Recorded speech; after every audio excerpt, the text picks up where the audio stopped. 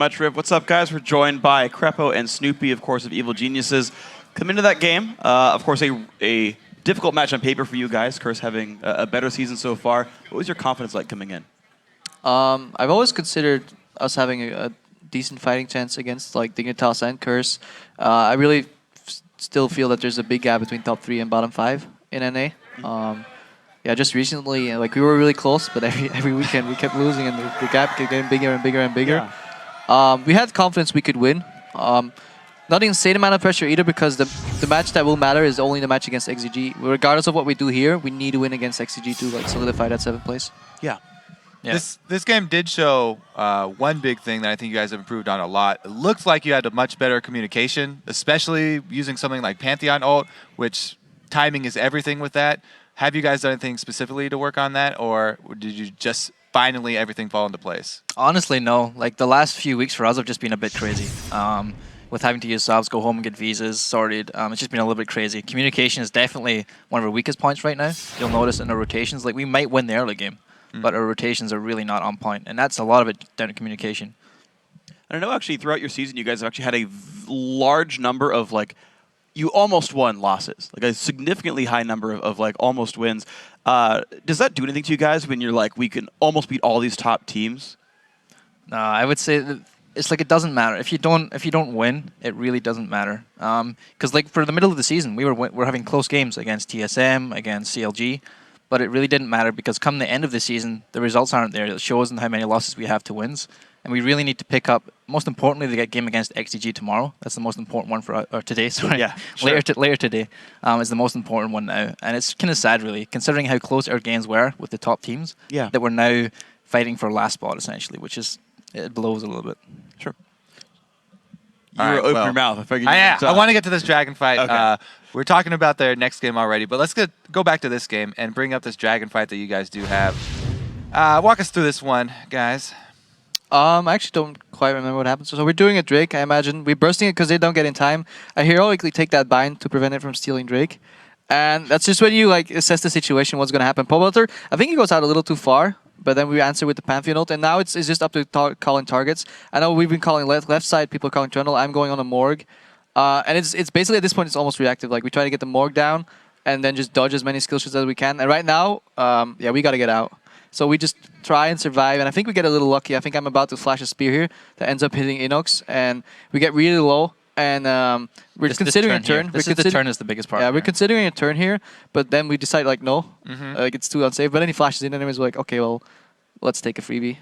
It wasn't really a freebie. Inox was very close to that one. But yeah, I think the Nidalee kill wasn't as important at that point, even if he kills us or we kill him. I think it's really good that we actually got that Drake. We got the Drake control. We rushed it when we noticed they couldn't come in. Got a little iffy towards the end, but at least we were somewhat in control of this game. Yeah. But somewhat sloppy still in a lot of areas, so we got to make sure that's perfect for XCG later. I think the biggest thing coming into this game is that we picked the Ryze top kind of blind, essentially. Well, it was blind, basically. We just kind of figured that we'd get the Ryze against any top laner that Quaz was going to pick. Once we took out the Renekton, we were comfortable with him playing against Shyvana or Trundle. So we had the really good matchup between the Trundle and Ryze. And even though they never really laned, we got the Ryze pairing up, which meant it could always split against Trundle later in the game if we had to. And then the biggest factor was our initiations. They have a Nidalee poke comp with a disengage from Morgana bindings and then also the Trundle pillar. And we really had to get on-point initiations. When the Pantheon drops were like really good, we got on their backline, followed up by Leona. And the Lulu ulti saves like on more than one occasion when Lulu comes in. And I'm expecting that. I'm always calling in the team fight. Like I jump in really deep.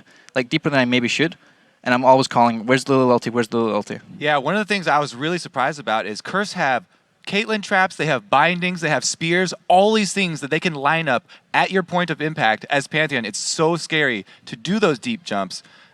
But since you had this very scary Ryze right behind you, it kind of always seemed like Curse were on the panic mode, and they didn't try and set up any of those things when you landed, and you guys got to go full offensive. Yeah. We actually have a clip of one of these really good Pantheon ults that you do super deep. Let's bring this one up on the screen. Oh yeah, this is the one in mid. We're actually waiting on my ulti coming off cooldown. I don't have it quite yet, and I'm looking for an opportunity to engage. And I need to wait for them to come so far out. We don't have vision of them, but now I just go. I don't even have vision, I just go for it. And the problem is they all get out of my range. The only option I have is Trundle, so I go on Trundle. You'll notice the burst that comes down on me now. and that's the Lulu ulti comes. I still almost die even with the Lulu ulti on me. And then we basically clean up. We chase. We're calling for cop.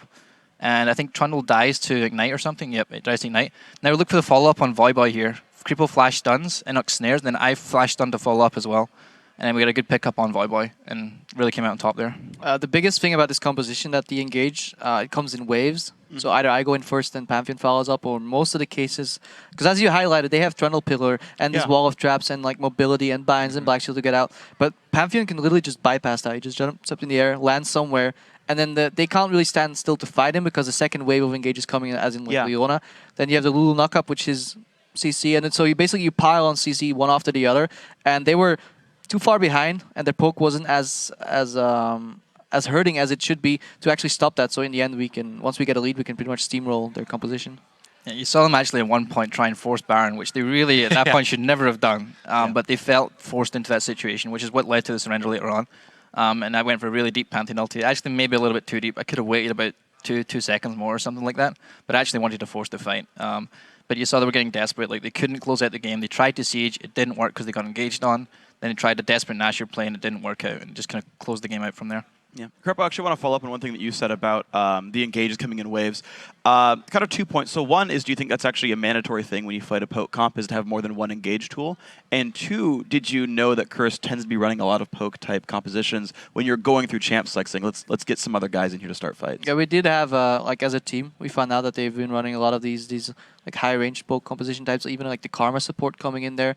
And then Leona works really well against it, especially if you want to, I mean, if you look at Bunny, Fufu is really good on Thresh, so if you take that out and you somehow get to Leona, all that's left is this pokish type of play, unless he's going to bring out the Alistar or the Blitzcrank. Sure. But probably not, so that helps in that regard, especially if you're playing against Morgana. I feel you need that secondary engage. Maybe Leona is enough and just raw damage to follow up if you don't play against a Morg, but I mean, I need Snoop to bait out the Black Shields, and then I can hopefully land my ulti somewhere. Yeah. If not, then it's getting really hard if it's only Leona. So I really like stacking CC against the poke comp is just so efficient because all their members are so squishy and so weak, so and you can just take them down one by one. Okay, so then one last follow-up then. Your game at the end of today, it's tomorrow in Europe to be fair. Your game later today against XDG, how do you feel about that team? Where's their strength lie? Coming up against them, I think Xmithy is going through a little bit of a rough patch right now. I think ManCloud had a few good games lately, like on Ziggs especially, had a decent game. But I think him and Xmithy aren't really on the same page at the moment. And I think that's one thing we can look to exploit. I think me and Poe are doing pretty good together right now. And if we can look to exploit the Xmithy and ManCloud duo, then I think we might come out on top. All right, well, guys, thank you very much for your time. Congrats on your win. Of course, we'll see you later on tonight. Guys, we've got more going on. Don't go AFK. We're back in 3.5 minutes. When we come back, XDG take to the Rift against TSM. The North American LCS